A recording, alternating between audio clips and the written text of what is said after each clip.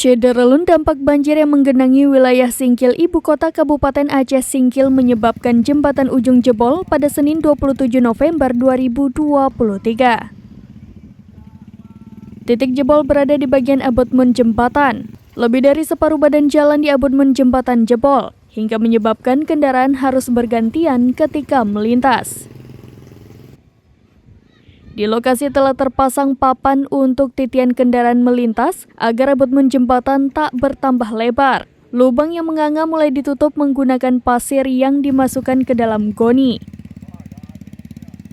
Sebelum dimasukkan goni, pasir terlebih dahulu ditaruh terpal agar tidak terbawa hantaman air banjir yang menggelegak di bawah jembatan.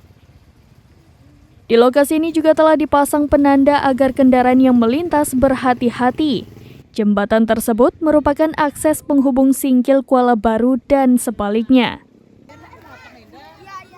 Sementara banjir yang merendam wilayah Singkil berangsur surut, badan jalan provinsi di kawasan Ujung Bawang yang sebelumnya terendam sudah bisa dilintasi kendaraan roda 2 dan 4 dengan lancar.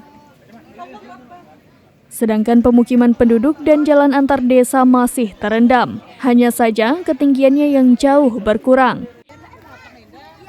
Dapur umum serta posko kesehatan yang didirikan Pemkab Aceh Singkil di dua lokasi tetap melayani korban banjir.